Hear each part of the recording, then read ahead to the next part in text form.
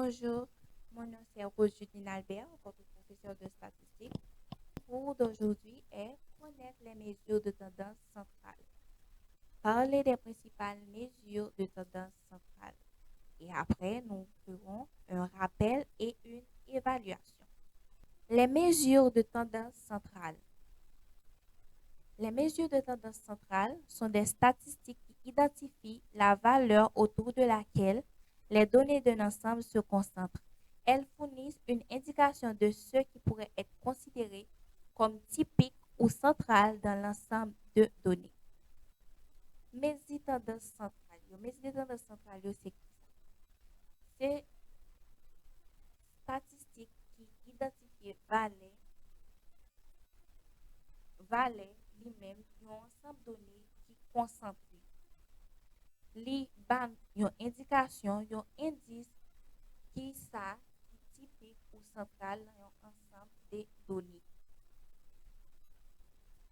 Les principales mesures de tendance centrale sont la moyenne, la médiane et le mode. Principales mesures de tendance centrale, c'est moyenne, médiane et puis mode. La moyenne. La moyenne est une mesure de tendance centrale qui représente la valeur moyenne d'un ensemble de données. Elle est calculée en additionnant toutes les valeurs de l'ensemble et en divisant cette somme par le nombre total de valeurs. Exemple, si vous avez les notes suivantes, 10, 12, 14, 16 et 18. La moyenne se calcule ainsi. 10 plus 12 plus 14 plus 16 plus 18 sur 5 égale 70. 70 sur 5 divisé par 5 égale 14. La moyenne des notes est 14. La moyenne. Moyenne, c'est qui ça? Moyenne, c'est une mesure de tendance centrale. Représente valeur moyenne. Représente moitié ensemble des données. Valeur moitié ensemble des données. Nous cherchons ou bien nous calculons pendant additionner toute valeur ensemble et puis nous diviser par nombre total valeur. Exemple que nous gagnons là, nous gagnons ensemble de données qui c'est 10, 12, 14, 16 et 18. Nous prenons 10 plus 12 plus 14 plus 16 plus 18. Ça va nous 70. Et 500 lui-même qui sont sur contenu nous fait 1, 2, 3, 4, 5. Qui c'est total valeur là. L'impo 70 divisé par 5, il va nous 14. Moyenne notre ça lui-même c'est 14.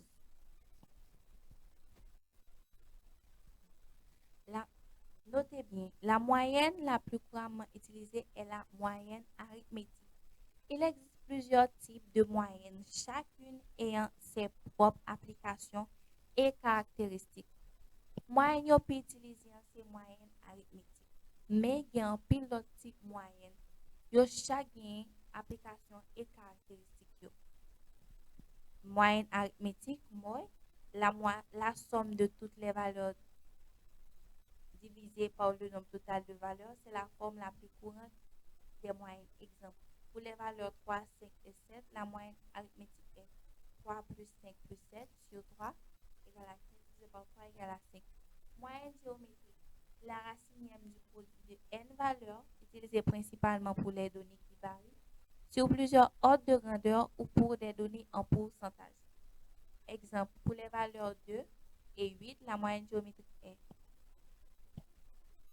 2 multiplié par 8 radical égale à radical 16 égale à 4.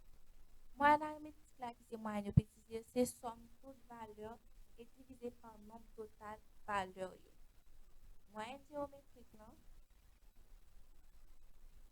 c'est racine produit n utilisé principalement pour donner cap varier sous plusieurs ordres de grandeur ou pour donner en pourcentage. Moyenne harmonique. L'inverse de la moyenne des inverses des valeurs, elle est utilisée principalement pour les taux ou les ratios. Moyenne exemple, pour les valeurs 1, 2 et 4, la moyenne harmonique est 3. 1 sur 1 plus 1 sur 2 plus 1 sur 4 égale à 3. 1 plus 0,5 plus Moyenne pondérée, une moyenne dans laquelle certaines valeurs contribuent plus que d'autres en utilisant des poids pour refléter leur importance relative. Moyenne harmonique là qui c'est inverse valeur yo, les utilisé principalement pour taux ou pour ratio. Moyenne pondérée, hein, c'est une moyenne dans lui-même qui a une valeur qui a plus importance, qui a plus poids qui répéter plus que yon l'autre, qui plus lourd que yon l'autre. Exemple, pour les notes 80, poids 2 et 90, poids 3, la moyenne pondérée est 80 multiplié par 2 plus 90 multiplié par 3 divisé par 2 plus 3 égale à 160 plus 270 sur 5 égale à 430 sur 5 égale à 86. Chacune de ces moyennes est utile dans des contextes différents en fonction de la nature des données et des objectifs d'analyse. Nous voyons exemple pour moyenne pondérée, c'est 80 qui pour 2 fois et 90 qui pour 3 fois. On calcule la moyenne pondérée à la fin de 80 par 2 plus 90 multiplié par 3 et on apprend 2 plus 3. Et c'est total là. L'un fait 80 multiplié par 2 va nous 160 plus 90 multiplié par 3 qui va nous 270. Et puis nous 2 plus 3, ça va nous 5 qui va nous 436 égale à 90. Chaque moyenne est utile dans le contexte et différentes fonctions, nature, données ou bien objectifs analyse. Formule moyenne. Moyenne égale la somme de toutes les données sur le nombre de données. Voici le nombre de buts marqués par les Canadiens de Montréal lors de leurs 15 derniers matchs. 0, 1, 3, 2, 3, 1, 3, 4, 5, 2, 5, 1, 3, 4, 2. Quelle est la moyenne du nombre de buts marqués par les Canadiens lors de leurs 15 derniers matchs? Ça, c'est formule moyenne, qui c'est somme de toutes les données sur le nombre de données. Là, nous avons un ensemble de données et nous pour calculer moyenne but marqué par les Canadiens. Pour calculer, nous avons 0 plus 1 plus 3 plus 2 plus 1. Nous avons tout le nombre de données. Nous plus sur ensemble et nous mettons sous total qui c'est 15. Et nous plus c'est 39 et 39 divisé par 15 qui va nous 2,6 buts par match. Réponse.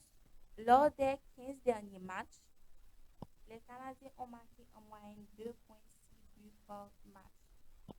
Ça veut dire que dans les 15 derniers matchs, les Canadiens ont fait 2,6 buts hors goal.